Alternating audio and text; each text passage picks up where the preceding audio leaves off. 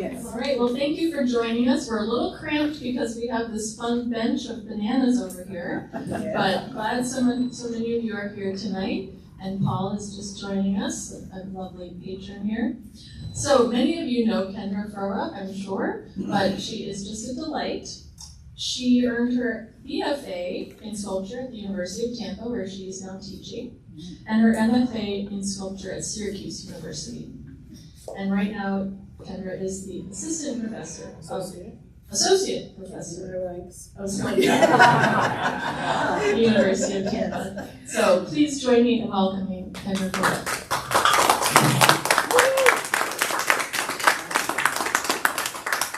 I should also mention, if you don't mind, silencing your cell phones, and we will get to Q&A at the end.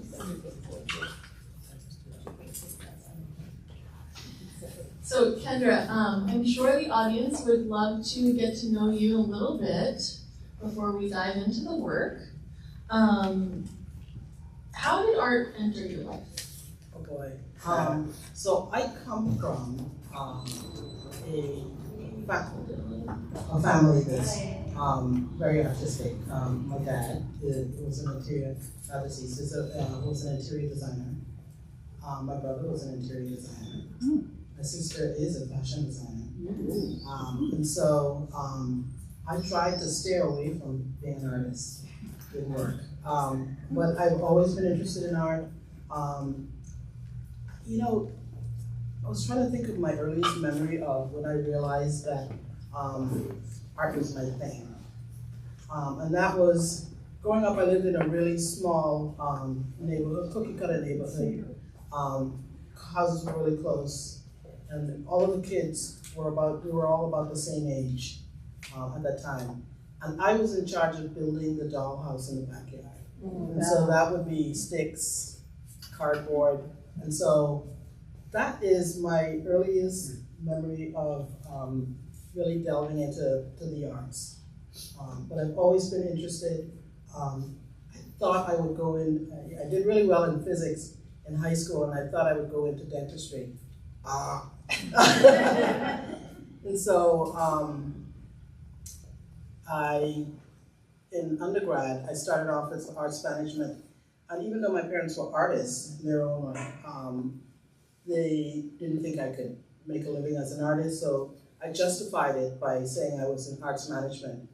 But in my second year, I changed my major and took another year before I told them. I did not do well in physics in school. Believe it or not, I did really well. So I think, we've had a really great month of you and your work here, and I think when visitors come in, the first thing that they're really struck by is just like the diverse materials and the dimensionality of the work. So I'd love to really dive into your process. How do these come into being? Like, what is the first step in creating one of these pieces for you? Yeah. So I used to call myself a sculptor, but now I label myself as interdisciplinary. No material is off limits, as you can see here, but material influence my work because it's where I start. I collect, hoard. I do hoard. I'm a big hoarder. From my car to my garage to the studio at school to my storage, I hoard. I have a lot of things. And so collecting is the biggest part of my making. I collect a lot of things, no prejudices to any material, and then that influenced my work, along with some of the conceptual ideas, but I always have that stockpile to choose from. So getting to know you the past maybe year and a half, you always visit architectural salvage when you're here. Yes. I tried to today, but I was running late. So I'm curious, when you're shopping, when you're in these fun spaces, what is it about the object that tells you, like, yes, that's the one, I have to bring it home? Yeah, I think most of what I collect is influenced by my upbringing. A lot of it is architectural because my dad was an architect. not an architect, an interior designer. And my brother was an interior designer. My brother, also a collector, had trailers and trailers of things.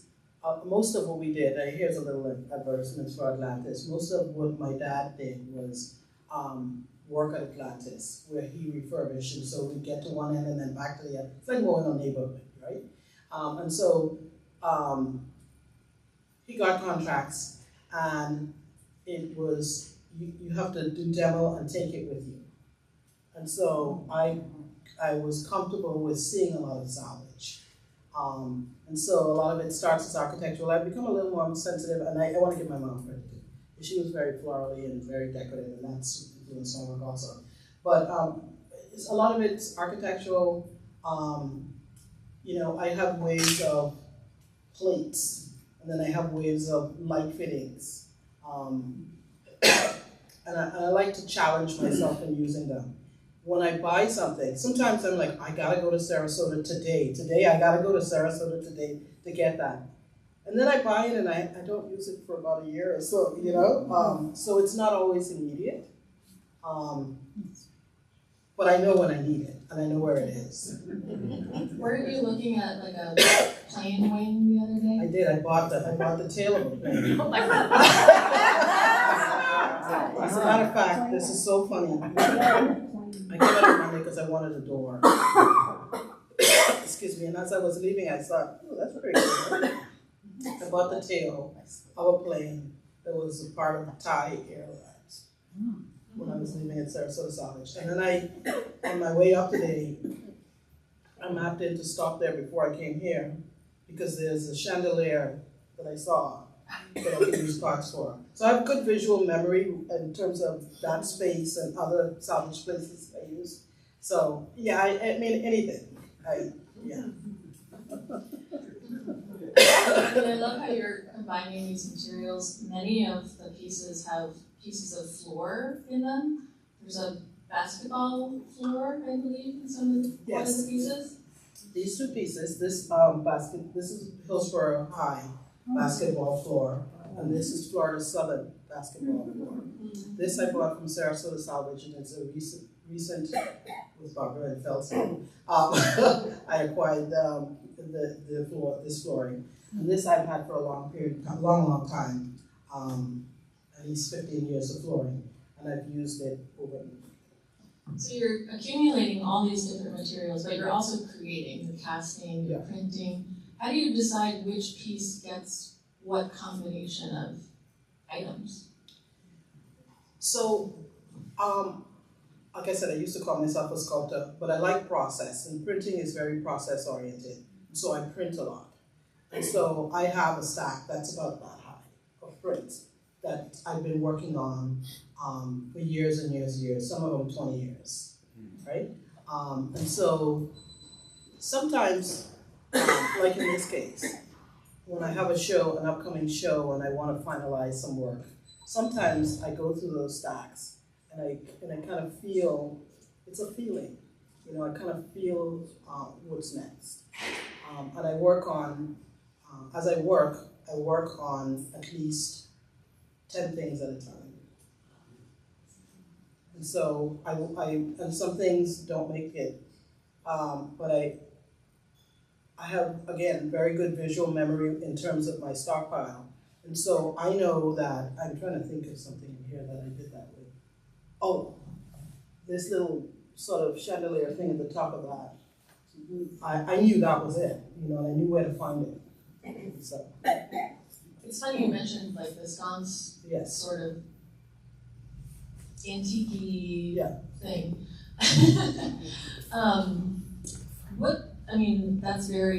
That has a lot of connotation to it. So what materials are sort of providing this additional contextual weight? In terms of, well, some of it's a memory. So I'm, like the piece in the back there, with the sugar apples. I'm fascinated with linoleum, and we had linoleum floors, and we changed it every Christmas. You know, it was a thing, like we get to choose it. And so I'm fascinated with that, and so when I print, I want the paper to feel like glue. You know, it's not done unless it feels thick and rich and like, you know, it's not paper anymore. It becomes something else. This sconce or part of a chandelier, and my mom's house was really gaudy and florally. But I loved it, and the patterns and the rich textures. And that's kind of from her. And the way I was brought up and what was in the house. Growing up in the Bahamas, a lot of these fruit elements, I'm sure, were around. Could you maybe give us a little insight into the sour saps over there? Yeah. Well, I'll talk about the fruit, if you don't mind. Yeah, please. Where the fruits come from. I was telling someone I was stepping over this little card. It's a tiny little card for a couple of days, and I decided to pick it up today. And what it was a card that I had written to my mom when I was in college. And there was a poem that I wrote inside.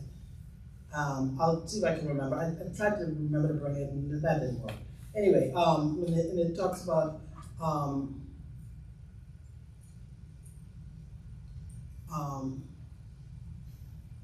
simmering stew fish, hot baked bread, mama's hands. All day Saturday in the so-called farm. That'll mean something to me. In the so-called farm. Kendra! Lunchtime. It was lunchtime. My favorite part. Digging potatoes, stacking rocks. I love that farm. Let's do it again, Mom. Something like that. This is something somewhere. But anyway, that was the little poem that I wrote down. And the reason that comes up is because we have this so-called farm. I called my sister immediately and I was telling her about that little card. But we have this farm. When you say, oh, you have a farm, I have a farmer's license, by the way. Everyone says, well, you have a farm, but it's a bush farm. It's a so-called farm. I like that term when I read it today. It's a bush farm. And so a lot of this work is based on that so-called farm. The fruits, the foliage, the plums, the fruit, that's based on the so-called farm. And so that's where it comes from. I did a Fulbright in the Bahamas, and it was, my research was, weeds, shrubs, foliage, plants, and then medicinal purposes, and that's where this is starting to feed. So in some of your repurposed or found objects, in your practice, how does that talk about sustainability? It sure is a feel-good thing. First of all, I'm frugal. And so that's but two, it's giving it new life, giving it another life. I think sustainability is important. I give my students, they buy materials. They're sometimes so dismissive and just leaving them, and not understanding the value of what they're buying. And I think it's really important to my practice to repurpose and reuse. Give it a life. So do you have a favorite process among all of your different methods? Printmaking, casting, assembling? It waffles. I go in waves. There were years, Barbara and I did this together, there were years when it felt like I was bronze casting every week. And a part of it was that romantic notion of bronze, right? Of you making bronze, and it makes it so much more valuable, and the kids were really into it. So there was this period of bronze. Printmaking has lasted the longest. It's process oriented. I'm a frustrated painter, right? I wish I could make a decision and paint, and then step away and say, wow. But printmaking allows me to erase with another layer of color, which I like. The texture, it allows me to be a sculptor because it has, I can print with texture also. And so I would say right now, printmaking is my thing. Well, I would argue that all of your different processes are, or all of your different techniques are process-based. Yes. I mean, during installation, you were beading all day long. There were beads all over the I know. They're all over my house, by the way. I think another, striking element about the work is layered, not just in terms of content and process, but I mean, with this piece over here, how many pieces of paper? That's maybe like 5 different pieces of paper. Can you talk a little bit about the importance of accumulation and repetition in your work? Yeah, like I said, I have this stack of prints. And when I'm working on a project and I may have a specific idea, I tend to print 10 of variations on that. The layering is, remind me of the question again. Accumulation, repetition. Yeah, repetition. I like to work through an idea until it's done. There are some things that are reoccurring, like beads. This is an older piece. Iron Market is an older piece. And it was influenced by my trip to Africa. And so beads for our time was repetitive in my work. And then it died off. And so there are, again, movements when I feel the need to. Speaking of repetition, and I always tell people, if I weren't making, or a professor or whatever, I would probably be working in a factory. I love the notion of repetitiveness. You know, it's also meditation for me in the making, especially with the beads. Sometimes with prints. You know, I always like the idea of a variation on the printing of the foliage. It's important to have for me, to do a variation on it. Was that the right decision? Let's try it again, and again, and again, right? But I do love the notion of repetitiveness. The beading is the most notable. While we're on this piece here, your work brings a little bit of humor too. The chickens on the top. Can you tell us about that little roost there? Yeah. Most of this, I didn't realize I was witty, and it took a while for me to realize. But I do have this sort of wittiness to my making or my work, and sometimes it's just for myself. In this particular case, I went to Haiti for Ghetto Biennale, and there's a picture that informs this, and there were guys all over the streets. And those bees are symbolic of street medicine, street pharmaceuticals. And so they were like little pills, packets strapped to this sort of cone, and they were carrying it about that high. And then on the top of one of them, I saw a chicken, and I thought, oh, that's odd. So I took a picture. Funny thing is, my cousin went to, I can't remember where she went somewhere, Antigua or somewhere, and she posted on Facebook just a couple weeks ago a picture of a similar guy holding this thing, and it was filled with, it wasn't pills in this case, it was, just toothbrushes and whatever. And they sent her my picture of this and told her how that influenced it. But yeah, I do, thank goodness for the iPhone. I photograph a lot for reference, and I like looking at the small humor in things. Well, and it's funny because you're so close to Ybor, you can Yes. get other chickens. Yes. Those chickens are beautiful. They're not wrong. Well, I'd love to talk about another piece. I believe it's your newest piece, Yes. Mango, Mango, Mango. Yes. So, can you talk to us about that? Yeah. Again, my stack of prints, I did a commission for University of Tampa's new building from an art center. And so I did yards and yards of printing that never I've never seen the light of day. Anyway, and so I was kind of sort of combing through that. I'll talk a little bit about the process. I'll talk a little bit about the farm. One of the things that I enjoyed in the farm was on Saturdays, we'd sort of knock off around 2 o'clock. I got to take the fruits, and the farm was a distance from where I lived. And so at the end of the driveway, I had my little stand, and I stacked my fruits on the stand, and the neighbors waited for me to come after 2 o'clock so they could buy my fruit. So that was my thing. and the profits were mine, and I had a brother and a sister, they weren't interested in the farm at all. So it was just sort of me and my mom.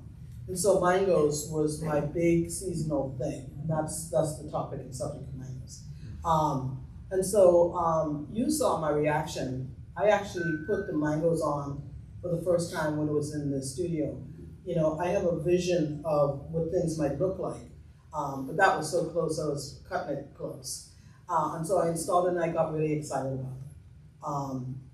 Because it reminded me of that sort of reaping of the mangoes in the farm. In terms of process, I had these prints, and I wanted to revisit them. And so I teach at the University of Tampa, and so one of the things that I find the students are particularly interested in is using digital in their work, techniques in their work. And so I sort of piggyback and learn from them sometimes. So I laser the background of that. I got really excited when I laser etch. That is actually that same bunch of mangoes, laser etched from the background behind it. And so I got really excited about the whole digital process of that. And so it's just fascinating. So what made you say, okay, now I'm gonna drill that sconce in there? So I got really excited about the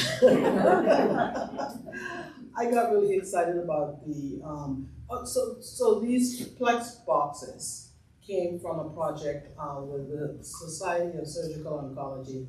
I had my students and myself, we collaborated on a project and did a display for them with these thick boxes, and I thought, there's no way we're throwing that plexiglass away. So I repurposed the plexiglass. That's a tenth of what the size was. It was 10 times wider. And so I wanted to, I had this sconce, and I thought, I think that fits exactly underneath the spacing, fits exactly underneath that. So lying in bed, I wake up in the middle of the night and I think about this stuff. And I thought, that's gonna fit, and it did. And so I got really excited about, I'm using it a lot right now, about using that as a spacer in between. I like to play with the interior and exterior. Again, I'm a printmaker, frustrated painter, and I like to play with sculpture and the two-dimensional works, the interior and exterior surface spaces of my presentation. I mean, it really came together, especially I love how the lighting makes the mangoes look yellower from the bottom. Yes. Like, want to bite into them. Is there another, sorry? Can I ask a question? Yes. The mangoes, are the mangoes a found object, or did you make that glass? So the mango was a beautiful mango that I ate. Oh, but before I ate it, it was just perfect. I got that mango from one of my former colleagues. He had this mango trees, and he gave me a big bag of mangoes, and I thought, I should make a mold of this before I eat it. And that was a mold I made of that mango, Jack and Khaki. So then you pour glass into it? No, actually, so I made this mold, a silicone mold, and then I poured. That's actually a plastic/resin product. Resin. Yeah, from Smooth On. Yeah, so I poured it, filled that up. And then the reflection of the light, you're right, that got me excited when I saw it. The reflection of the light from the background and the light above makes it look yellow. So it's supposed to be clear. And that's so it's true for those pieces too, made from the mold. Yeah, this is this particular piece is soursop. Soursop, as you know, or may not know, is used and it's considered nature's chemo. It's become super expensive. So I got these soursops, made molds of them, and then cast them. This, I had the intention of lighting them inside, but I didn't think they needed it. No. Yeah.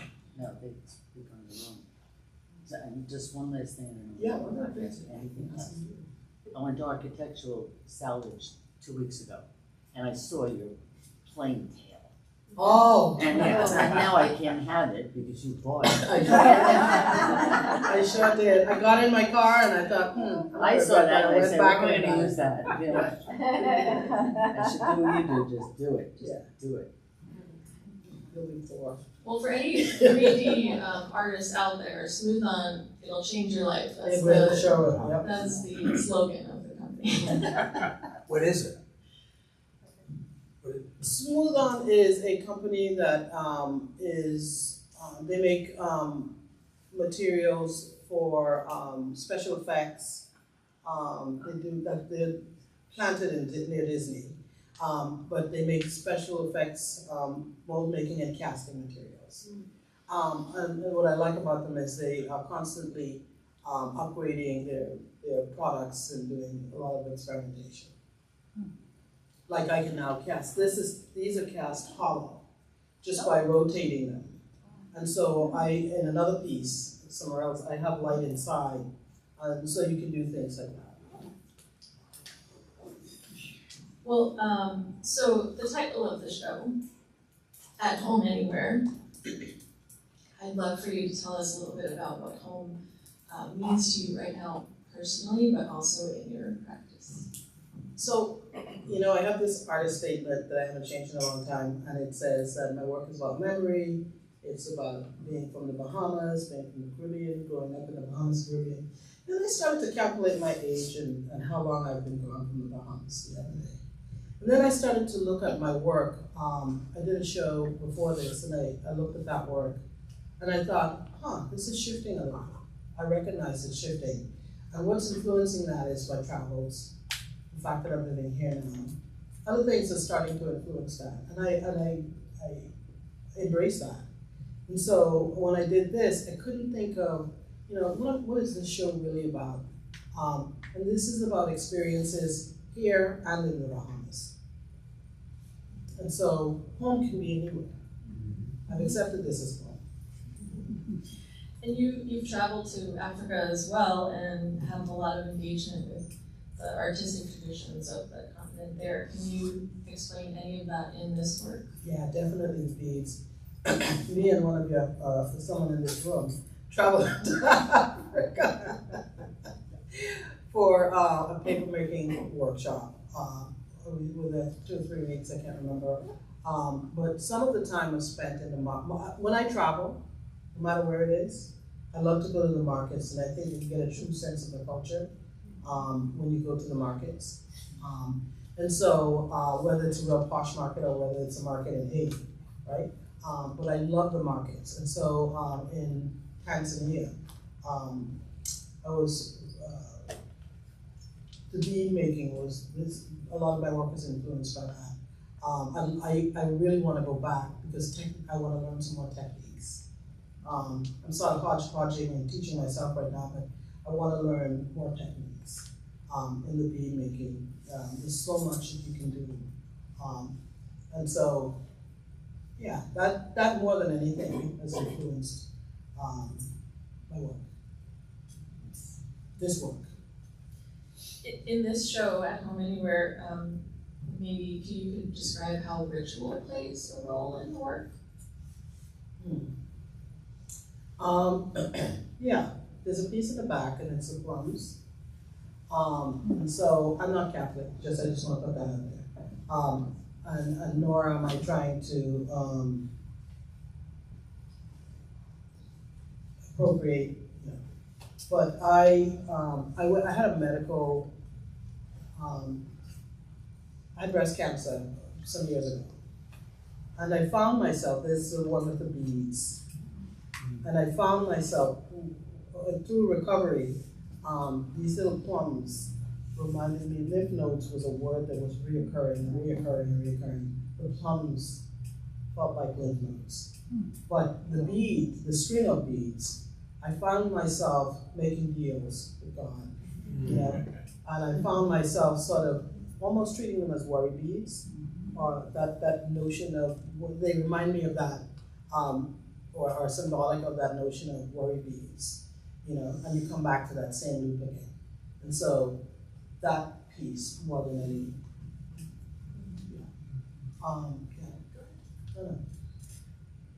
Well, you've mentioned a few times, you know, that you're a teacher and you're learning from your students. I was really impressed about how much experimentation you're still bringing to your work. In addition to the mango, the two pieces over here on the end, first time you ever installed them. Yes. So that particular piece, that has an optional sound element to it. One of my seminal works was this piece that I did when I had my daughter. You know, we always make art, and it's based on what we're going through, our sign of the times. My daughter was little and silly, and so I made this huge round piece that the viewer would interact with. They'd hold the handle and walk it around, but as they were holding the handle, they didn't realize that they were pressing a button. And when they pressed the button, it was like, again. And so, I still chuckle at that piece. And this piece was made when my daughter was graduating from undergraduate school, or starting. I'm always about process. And the idea, it started off, I was making a mold of that ornate white thing that you see inside. And I thought as I made the mold, this mold is pretty cool looking aesthetically. And so it then became a piece. But that piece, like I said, is optional. It's the mold and the positive. The positive is me. The mold is me. The positive is my daughter. And I secretly recorded a conversation of us driving down the highway home. And we were giggling in the car, just talking. It was just nonsense. And so it should or could have a conversation. This is a small space in which it's really not be appropriate, but that's what that piece is. So one is symbolic of myself and the other is not. That's so funny because it's supposed to have this audio component and then it's also hanging on speaker brackets. Yes, it is. Yeah. So what sort of curiosity do your students bring to your everyday practice?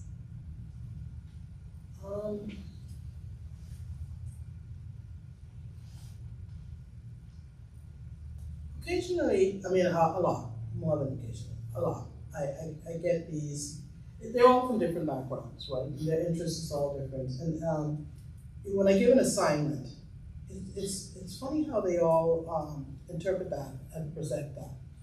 And as I'm looking at it, and I learn from certain processes, I'm trying to think of something that happened recently, like that. Wow, that's pretty cool. I could really learn from that. But yeah, that the fact that they're more digitally in tune to digital work, and I learned from that too. I'm curious about that. And they likewise are curious about me. I work in that environment. I mean, I work in my classroom. My studio becomes my classroom. Sometimes, like I'm in the back part of the classroom. I may leave my work out. And they're very curious, and we engage in conversation. And it's even better to have conversation outside of class about the work. We seem to talk about, they seem to be more open and talking about and expressing their ideas outside of the classroom as I'm working. And so we feed off of each other. Do you think, I mean, with all of your work being so process-based, do you think they're taken aback because of their digital nature, that they're sort of... They are. This is this group of kids now, this generation. I'm very analog, but I embrace the digital, but I'm very analog. I like the making, I like the tactile. They have a great idea, but that great idea is, I don't know how willing they are to execute. And so they're taken aback by how much time I put in, you know. I'm there when they get there, I'm there when they work late at night, you know, and so they're taken aback, and they're taken aback by the time that you have to put in. The blood, sweat, and tears. Yes. Yes. Sure. Yes. You think they're taken back about the time? Do you think that they can create without putting the time in? Do they feel like I can make it happen without going through that? They think that. That's right. Yes. They think that. It's also, I have a great idea, get it, you get it. But, I'm like, dig in some more, instead of printing something, from photocopying something, why don't you draw that, Or if you are really into orcas, do some research, like look up orcas, see how they move, feel it. Is there anything go ahead. Talk to me a bit about the process of generating an idea. I mean, is there a particular time, like lying in bed, for example, at night, when ideas, you sort of connect with the universe and ideas come to you? So, I'm older, so I wake up at night to do, at least once a night. I solve a lot in the middle of the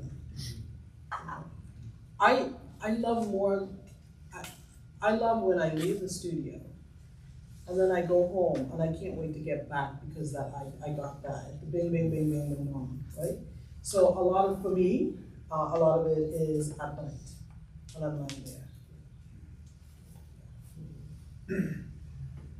It sounds as if you start in the making, the process, and you see the idea as you're going. Yes. It's not that you start with the idea and then set out to make it. I have a general idea of what I'm trying to say, or I have a general idea of specific materials that work together. Sometimes it's intuitive, the work can be intuitive, and then I realize, that's where I got that from. I never realized, right? I don't draw this, don't tell my students this, because I make them draw 10 drawings each assignment. I don't draw my work to completion, because then it completes it for me. I enjoy the journey. I love the whole process. I look forward to shifts and changes. Here's a shift and change. So the beads wrapped around those cords that are hanging started off as the one in the back. Oh. And then I was trying to hide a lamp cord in another piece, not this piece. I was trying to hide a lamp cord, and then I realized I could wrap that. And that was an aha moment for me, like, right? And so I enjoy the journey as I'm making. I don't do sketches. It kills it for me. It's done. The sketch is then a piece. Yep. Ever since your Fulbright on the plants and medicinal qualities, I've been dying to talk to you about that. Are any of the fruits and leaves, anything in here, have any medicinal qualities? Yes. You touched on that with the soursop already. Soursop is huge. It's the my mom now passed away. She had breast cancer, and I remember taking her to oncology in the Bahamas, the hospital, and I was very emotional as I was pushing her. And this lady came up to me and she leaned in and she said, "Soursop, drink the soursop," right? And so when I started this research, it was the first thing I started with the soursop. But this one, this green beads, symbolic of love vine. There's a vine that entangles and trees and plants. But in the farm, when growing up, we'd have love vine tea for our beverage. We'd cook it on the stove, and I loved it. There is guava on that print. The plums, sugar apple. Most of this is. And when I took on that project, I couldn't figure out how I would present this work. And so it's growing, you know, it's evolving. I'm still not sure, but I'm just going with my feeling. Yeah, things can take years Yeah. to further. Yeah. Yeah. I had a question about the proxemics of standing in front of your work where you have pieces, you know, that sort of demand negotiating space and versus just a flat two-dimensional plane. So how did that evolve?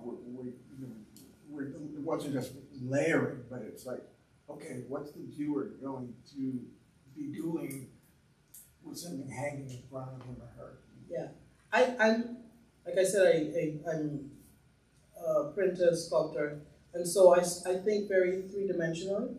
Like this piece, I don't know, it's unresolved to me because it's flat, right? And so I like to play with the push and pull. Is that behind that glass or is that in that glass? You know, not that I'm trying to create magic. And in this case, it's outside the glass. Yeah. But I like to play with that push and pull of surface. And so even the frames become a part of the work, much like a pedestal can be, like in the bananas. I could easily have hung it from a ceiling or put it on a pedestal, but I wanted the bench to become a part of the work also. And so it's that push and pull. I'm playing, you know, that's what keeps me coming back to the studio, sort of playing around with the push and pull. That excites me. Definitely. Prior to getting the plexi, what was your work like? Did you still use this kind of distance and?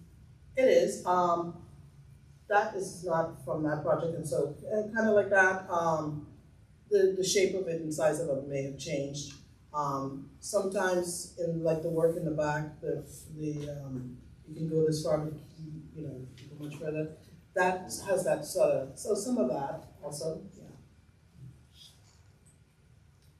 Can you tell us about piece in the corner? Which one, the papaya? So my mom had a colleague. Her name was Effie Strong. And I was really young. I was about 13 or 14 when she passed away. She passed away from breast cancer also. And so this is sort of for her. She had these, I was afraid of her. But why the papaya? One of the things we grew on the farm was papaya, and it was for her. And so my mom had a papaya tree, and every week she would bring her a green papaya. And so that was for her. And speaking of, you know, work, like sometimes you think things are not finished. I can't wait to get that out of here because I have something else I want to do to it. You know what I mean? Like I want to extend the beads. I want the beads to extend a little outside of the frame in areas. Did I hear you say you work on 10 pieces at a time? I do. And then some. So, do they compete for your attention? How do you manage that? They do. They do compete. Yeah, I mean, sometimes I think, okay, I'm going in the studio today, and, you know, as I'm in the shower, I'm going in the studio today, and I'm working on this, and that. And then I go in the studio, and I work on something else. So it's always competing. One of the, you don't tell anyone from UT. One of the beauties of working at University of Tampa is in the summer I get this huge, gigantic sculpture studio. There are no students, and I spread out, and I literally really spread out. And so I can have 10 things going on. But yeah, sometimes I have this plan of working on a piece and the other pieces, and it's my day. The life of an artist is not necessarily the richest path, certainly not immediately. What do you tell your students about kind of how their lives might proceed, and what should keep them from being from quitting? And I work at this thing every single day. I had this conversation with my daughter yesterday. She was discouraged she didn't get some internship, and I'm like, girl, for every one I get 10 rejections. But I keep going. You gotta keep going. If you love it, let it. No, I tell them if they want to be successful, like anything and everything, any profession, you have to really work at it. And I really love it, and if they love it, then keep going for it. Yes. So I'm interested in the paper making. Is this something you're doing yourself, all of your works? It's all of your own paper? And is the texture, this delicious, delicious texture, is that applied or is that part of the paper making? This is good. I hodgepodge paper making. I have a really good friend that has taught me some processes. Also at Syracuse, where I went to undergrad, I'm in graduate school, I fell in love with paper making. And so occasionally I use it in my own work. It's a really simple process. And Rebecca, I've made Rebecca before too. And so some of the paper is made like these two.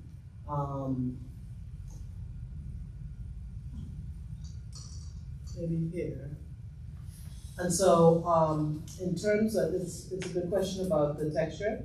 And so I like to take objects and things that will run through a press and emboss. I put a color down, then I emboss the paper. In other words, the straw mat, if you look closely at the white there, or if you look at that's a burlap bag.